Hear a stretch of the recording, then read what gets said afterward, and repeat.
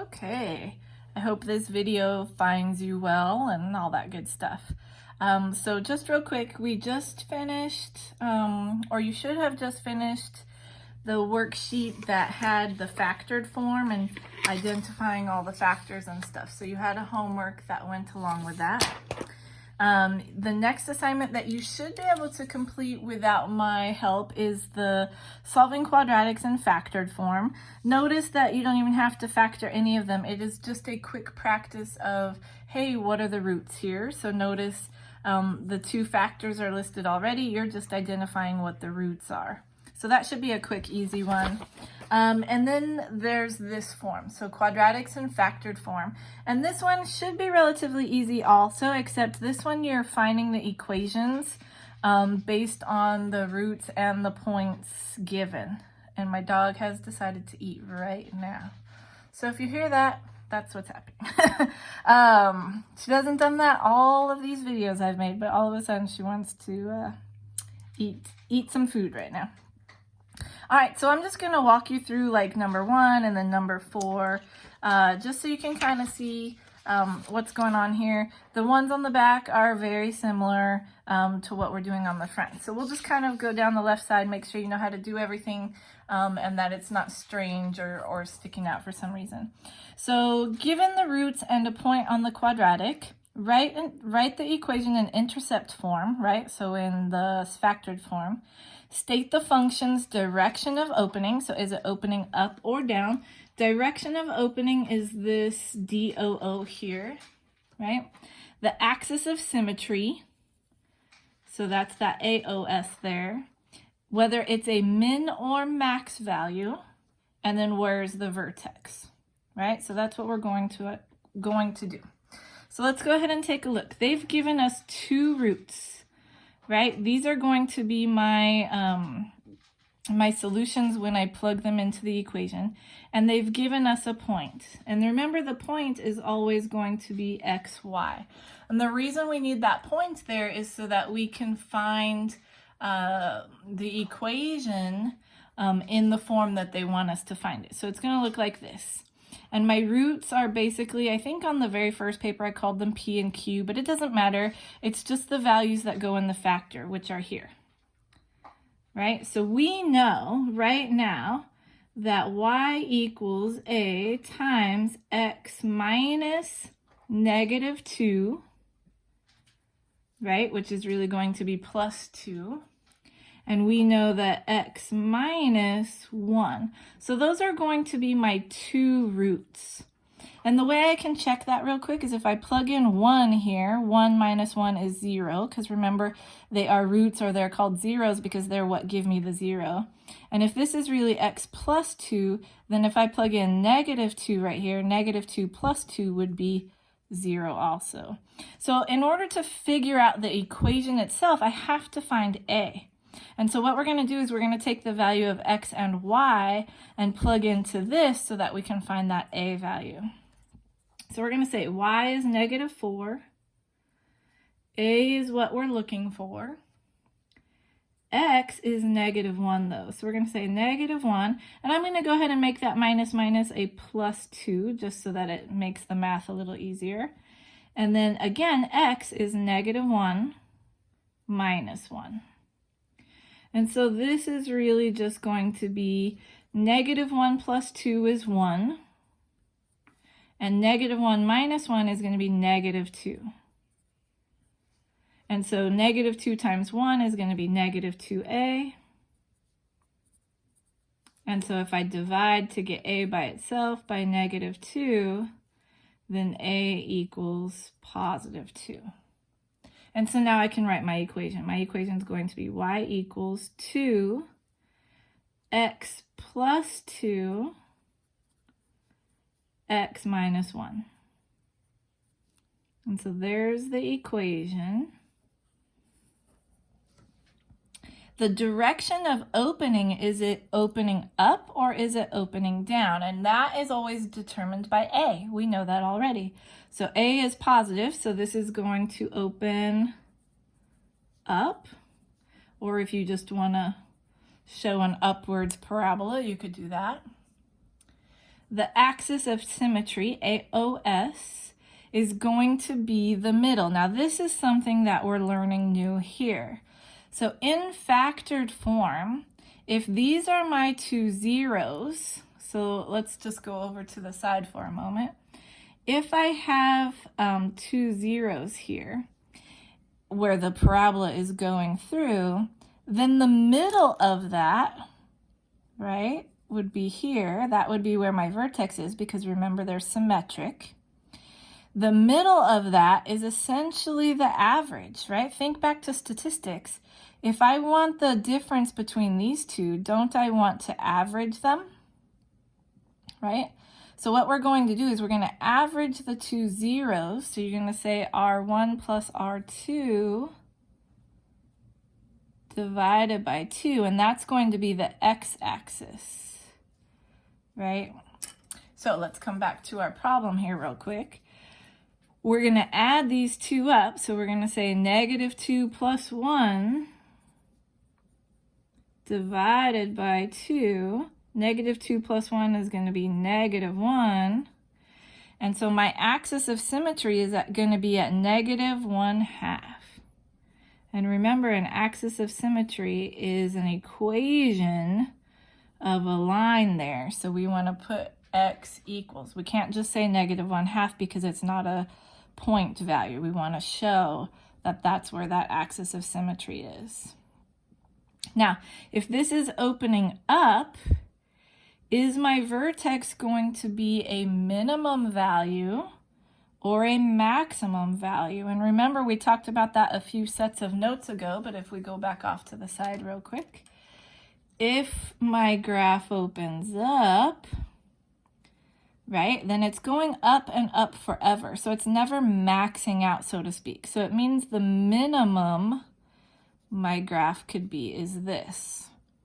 However, if my graph is opening this way, it's going down and down forever. It's never going to have a minimum. It's always going to be going lower.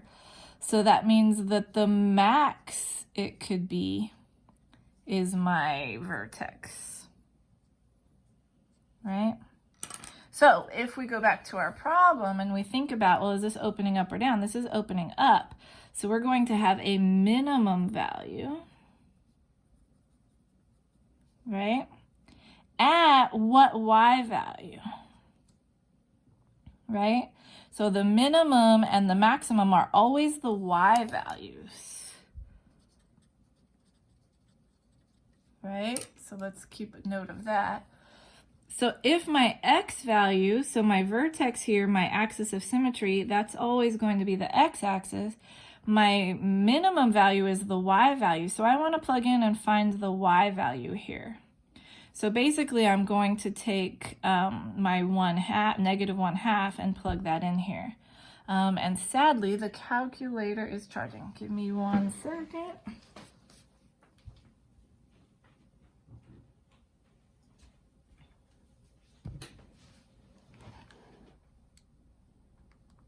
All right, I'm back. Thanks for being so patient. Okay, so if I'm plugging in, let me zoom out just a little bit into my equation so we can see the whole problem here. So I'm going to plug in that negative 1/2 into my equation. So we're going to say 2 times negative 0.5 plus 2, right? And then times negative 0.5 minus 1. So I'm just taking this 2 times x plus 1, x minus 1, and instead of x, I'm plugging in the value here, which is negative 1/2 or negative 0.5. So I'm going to make sure I plug that in correctly. I'm just going to hit enter. So that's a negative 4.5.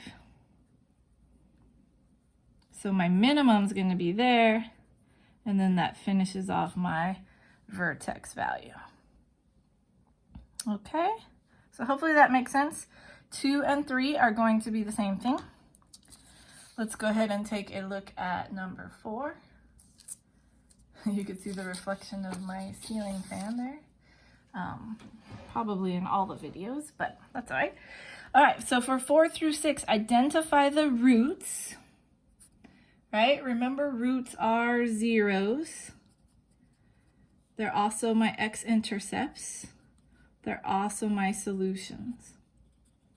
So anytime we see those words, what I should be thinking about is, oh, what x values? Where does it cross the x-axis?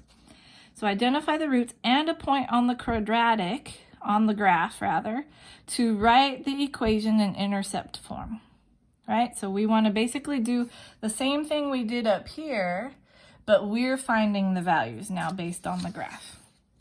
So what do we know? Where does it cross the x-axis, right? Where are the roots? So my zeros are here at -2 and at 3.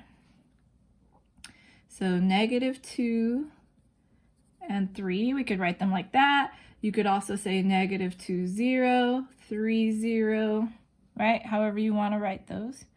We need another point on the graph. So let's see if we're looking closely. This point is a good point here. So 0, 6, right?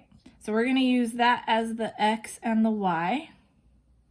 Right? And just like we did with number 1, we're going to write that out. So we're going to say y, so 6, equals a times x, so 0, minus -2, and then again x, 0, minus 3, right? So my zeros there, -2 and -3, or -2 and +3. So this becomes 6 equals a times minus becomes +2, and then this is just going to be -3. So if I multiply, that's just -6a, and so a has to be -1, right? If I divide by -6. So my equation then would be y equals -1, x minus became that +2 and -3. And that's all you have to do there. 5 and 6 are basically the same given the graph, so different graphs there. If we go to the back, right, 7 through 9, let's see if I can zoom a little better there. So 7 through 9, identify the roots and the vertex of the quadratic in intercept form, then graph the given information. So it wants the roots, the axis of symmetry, and the vertex, and then it wants us to graph it.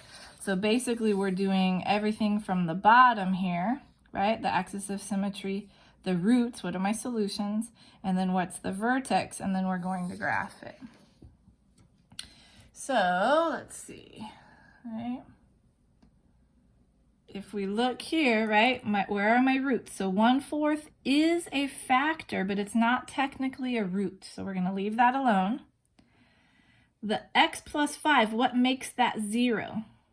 Right? Hopefully it has, it has to be -5. And then what makes this 0? X minus 3, right? 3 minus 3 would make that 0. So there are my roots, or you could also just say x equals -5 and 3. Either one, it does not matter. You don't have to put both. These are the points. These are the x values. That's the only difference. Where is my axis of symmetry? So if I'm going through -5 and +3, think about a graph, right? We're going through, in fact, we could put them on the graph. If I'm going through -5 and +3, if that is symmetric, where's the middle, right? So I could just go in, and then if I go in one more, that means my axis of symmetry is here at -1, right? Or mathematically, like I was showing you, you could take the two values, -5 plus 3, divide by 2, right? So you're going to get -2 divided by 2, which is -1. And so my axis of symmetry is at -1. So luckily we've graphed that already, so you could kind of see how that works. It's that same idea. We want to average these two numbers and find the middle. And then my vertex. So remember, my vertex is going to be on the axis of symmetry. So my vertex is going to be at -1 something. We just don't know where, if it's up or down or whatever. So that's where you take that -1, plug it into the equation, and see what y is. So let's go ahead and get the calculator out. And we're going to plug in the equation. So we're going to say 1 divided by 4 times, let's see, x plus 5, but x is -1. And then x minus 3, but x is -1, so -1 minus 3. So there's my equation with the -1 plugged in, and we get -4. So my vertex is at -1, -4. Now we've already graphed the two roots. We have the axis of symmetry on there, and my vertex is at -1, -4. And to finish this graph off, all we have to do is draw a parabola that goes through those points. And that's it. It's pretty straightforward from there. So let me zoom out so you can see that whole problem real quick. Right, so basically you identify the roots. We can find the axis of symmetry. From there you can find the vertex and make a quick graph. So number 8 and number 9 are similar to that. I'll let you do that. And then let's go ahead and look at number 10, right? Write an equation for the parabola with the given vertex that passes through the given point in vertex form. So now it's bringing back vertex form, right? So here's vertex form, a times x minus h squared plus k. And remember that my vertex, right? Let's zoom in here a little bit. My vertex is hk. Right? So my vertex is hk. The point always xy, right? So we want to find a. So we've done some of these before. So we're going to say y equals, or not y, we want to plug in y. So we're going to say y equals, but y in this case is 6a x minus h, but x is -3 minus h is -4 squared plus k, which is 3. Right, so we're just plugging that all in. So we're going to say 6 equals a, let's see, -3 minus becomes plus, so that's really just 1 squared. I'm going to go ahead and subtract 3. 6 minus 3 is 3. 1 squared is 1, so this is just a. So a equals 3. So now that I know a, I can write vertex form as y equals 3. X minus 4 becomes plus 4 squared plus 3. And then 11 and 12 are similar to that in the same way. And that should take us through basically all 3 forms of quadratics. You have seen standard form, factored form, and vertex form, which is what we started with. So our next video will actually be a review of all 3 forms. So you can start this if you like. There are 2 pages for that. And then there's a note page that has essentially the 3 forms on there, so you can kind of look over that. And then there's some word problems, and we're done with the packet. You guys have been a trooper. If you've been keeping up with all of this, you are awesome and amazing, and I hope that you've been asking questions if you have them, or you've been finding other resources to help you. Miss you guys. All right, have a good one. I will talk to you later. Bye.